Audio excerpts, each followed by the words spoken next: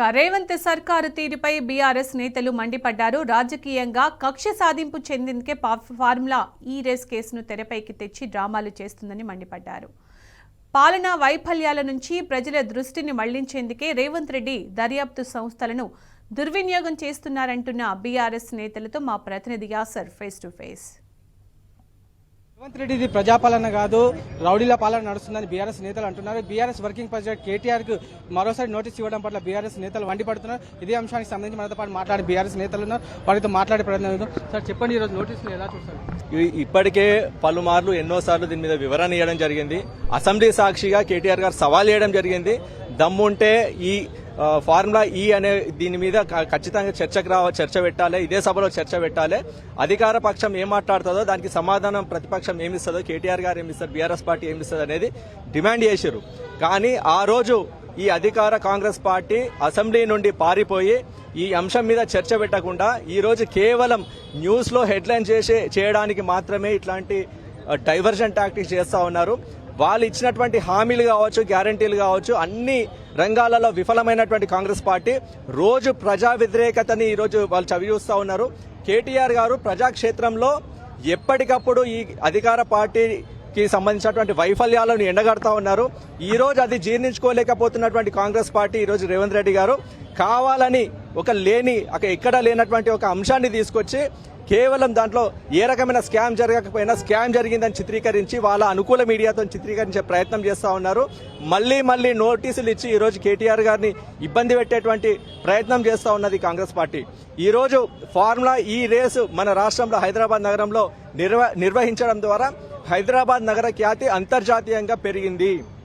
ఈరోజు అంతర్జాతీయంగా అత్యంత క్రేజ్ ఉన్నటువంటి బ్రాండ్లు అయినటువంటి మ్యాక్లారెన్ కావచ్చు, మసరాటి కావచ్చు, మహీంద్రా కావచ్చు, జాగ్వార్, నిస్సాన్ కావచ్చు, పోర్షే కావచ్చు, ఇట్లాంటి మంచి అత్యంత క్రేజ్ ఉన్నటువంటి బ్రాండ్ల కార్లన్నీ కూడా 22 బ్రాండ్ల కార్లకు సంబంధించినటువంటి అందరూ కూడా వచ్చి హైదరాబాద్ నగరంలో ఈ ఈవెంట్ లో పాల్గొనడం జరిగింది.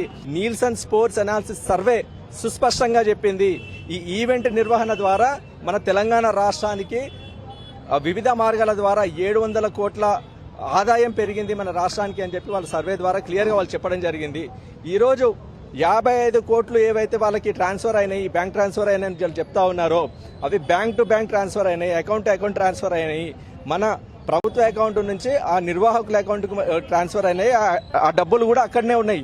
ఇక్కడ స్కామ్ ఎక్కడ జరిగింది అని చెప్పి 1కి 10 సార్లు ప్రతి ఒక్కరు కూడా ఇలా అడుగుతా ఉన్నారు. దాని మీద ఎవరు కూడా చర్చకు వచ్చేటువంటి పరిస్థితి లేదు. అధికార పక్ష నాయకులు, మంత్రులు కావచ్చు, ఎమ్మెల్యేలు కావచ్చు, కేవలం స్కామ్ స్కామ్ స్కామ్ స్కామ్ అని 100 సార్లు చెప్పి దాన్ని ఒక స్కామ్ గా చిత్రీకరించే ప్రయత్నం చేస్తా ఉన్నారు తప్పితే దాని మీద చర్చకు వచ్చే దమ్ము ఈ రోజు అధికార పార్టీ నాయకులకు ఎవరికి కూడా లేదు. మీరు చెప్పండి, రేవంత్ రెడ్డి సరిగా కక్షపూరిత రాజకీయాలకు పాల్పడదు, దీన్ని ఎట్లా చూడాలి?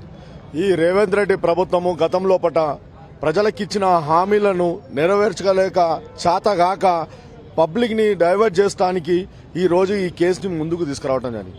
ఏం చేసిండు?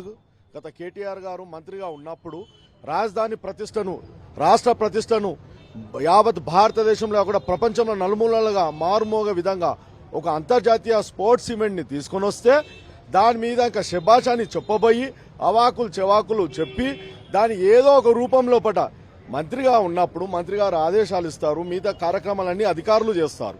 అధికారులు చేసినాక తర్వాత అధికారుల దగ్గర పూసగుచ్చినట్లు అన్ని సమాచారం ఉంది. ఏ విధంగా ఈ ఈవెంట్ ని జరిపినాం, ఏ విధంగా ఈ ఈవెంట్ సక్సెస్ఫుల్ చేసినాము, ఈ ఈవెంట్ చేయటం వలన మన రాష్ట్రానికి ఆదాయం ఎంత వచ్చింది అని స్పష్టంగా ఉంది. అయినా ఈ చేతగాని ముఖ్యమంత్రి గారికి ప్రజల నుండి 6 గ్యారెంట్లు చెప్పి అర గ్యారెంటీ కూడా చెయ్యని విధంగా ఈ రోజు మూల పడిపోయిన ఈ ప్రభుత్వము మన ప్రజలకు ఏదో ఒక రకంగా మరి ముఖం చూపించడానికి చెల్లక మరి ఇలాంటివి కూడా పిచ్చి పిచ్చి ఏదో పిచ్చుక మీద మరి బ్రహ్మాస్త్రం అంటారు కదా, ఆ విధంగా కేటీఆర్ గారు ఎలాంటి తప్పు చేయలేదు. సుస్పష్టంగా చెప్పడం జరిగింది. అసెంబ్లీలో చర్చకు పెట్టమని చెప్పడం జరిగింది. ఎక్కడంటే అక్కడ నేను లైట్ డిటెక్టర్లకు కూడా నేను అటెండ్ అవుతానని చెప్పిండు. ఇంత చెప్పినాక ఇంత స్పష్టంగా చెప్పిన నాయకుని పైన ఈ రోజు మళ్లీ గతంలో పిలిచినారు, మళ్ళీ ఇప్పుడు పిలిచినారు. అక్కడ ఏమి లేదు, కేవలం డైవర్ట్ చేయడానికి ప్రజలకైతే ఏదైతే హామీలు ఇచ్చిరో నెరవేర్చలేక ప్రజల ముందుకు ఈ ప్రభుత్వం రాక చేతగాక ప్రశ్నించే గొంతును నొక్కాలని చెప్పేసి అరెస్ట్ల పర్వం పేరు మీదనో కేసుల పర్వం పేరు మీదనో ముఖ్యంగా బీఆర్ఎస్ నాయకులను భయభ్రాంతులను చేయడానికి చూసాం. కానీ ఏది ఏమి కాదు, కడిగిన ముత్తంలాగా, పాలలో కడిగిన ముత్తంలాగా ఎక్కడ కూడా ఏమి కూడా ఇంత కూడా మచ్చలేని వ్యక్తి తప్పకుండా ఈ కేసుల నుండి బయట వస్తాడు. రేవంత్ రెడ్డి అధికారంలోకి వచ్చిన తర్వాత 20 నెలల్లో చేస్తున్న ఘనకార్యాలు ఏమంటే ఎదిరించినోళ్ల మీద, బెదిరించినోళ్ల మీద, ఎవరైతే ఈయన పాలన మీద ప్రశ్నిస్తున్నారో వాళ్ళ మీద కేసులు పెడుతున్నారు. కేటీఆర్ గారు ఏం తప్పు చేసిండ్రు? తెలంగాణలో ఉన్న హైదరాబాద్ ను అంతర్జాతీయ రాష్ట్రంగా తీర్చిదిద్దడానికి, ఎంతో డెవలప్ చేయడానికి ఈ ఫార్ములా రేస్ తీసుకొచ్చిండు. ఈ ఫార్ములా అంటే తెలివనోడు, కార్ రేస్ అంటే తెలివనోడు, ఫార్ములా స్పెల్లింగ్ తెలివనోడు, ఓటుకు నోటు దొంగ, అడ్డంగా దొరికిన దొంగ, ఇవన్నీ కథలు పడుతున్నాడు. దొంగే దొంగది అన్నట్టుకున్నది. నేను దొంగనైనా తెలంగాణ రాష్ట్రంలో ఉన్న అందరినీ దొంగని చేద్దామనే ఉద్దేశంతో ఇలాంటి కేసులు పెడుతున్నాడు. అధికారంలో ఉన్నప్పుడు కేసీఆర్ గారు బంగారు తెలంగాణ పాలనల రైతు బంధు వచ్చిందా, రైతు బీమా వచ్చిందా, సంక్షేమ పథకాలు అందినాయా అనేది చర్చ ఉండేది. రేవంత్ రెడ్డి అధికారంలోకి వచ్చిన తర్వాత ఇవాళ ఎవరి మీద కేసు, రేపు ఎవరి మీద కేసు, కాళేశ్వరం మీదనా లేకపోతే ఈ ఫార్ములా మీదనా, ఎవరినన్నా సోషల్ మీడియాలో పోస్టులు పెడితే వాళ్ళ మీద కేసులు పెడదామా, పొద్దున్న రమ్మందాం సాయంత్రం వదిలేద్దామా? గిట్లున్నది అరాచక పాలన, అన్యాయపు పాలన. ఇచ్చిన హామీలను నెరవేర్చలేక 420 హామీలు, 6 గ్యారంటీలను పక్కకు నెట్టేయడానికే ఈ విధంగా చేస్తున్నాడు. రేవంత్ రెడ్డికి రాబోయే రోజులల్లా తగిన బుద్ధి చెప్తారు తెలంగాణ ప్రజలు. స్థానిక సంస్థల ఎలక్షన్లు పెడితే ఎక్కడ ఓడిపోతాం అనే ఉద్దేశంతో భయపడి ఎలక్షన్లు పెడతలేడు. దొంగ, ఓటుకు నోటు దొంగ. ఇప్పటికైనా మొన్న కేసీఆర్ గారి మీద కాళేశ్వరం అంటివి, ఇవాళ ఈ ఫార్ములా తోటి ఇవాళ మళ్ళీ ఏసీబీకి రామన్నని పిలిచివి, రేపు ఇంకేం చేద్దాం? అయితే రేవంత్ రెడ్డికి ఒక భయం పట్టుకున్నదట, ఇంటికాడికి పోతే వదిన అన్నం పెడతలేదట. ఏమైంది? నిన్ను జైలు వేసిర్రు, వాళ్ళని ఎప్పుడెత్తామని గిచ్చుతుందట. దానికోసమే ఇవన్నీ ఎత్తున్నాడు. తెలంగాణ ప్రజలకు అందరికీ తెలుసు, కేసీఆర్ గారు తెలంగాణ తెచ్చిండు. సావు నోట్లో తెచ్చిన తెలంగాణను ప్రగతి పదంలో 10 ఏళ్ల పాటు ముందు నిలిపిండు.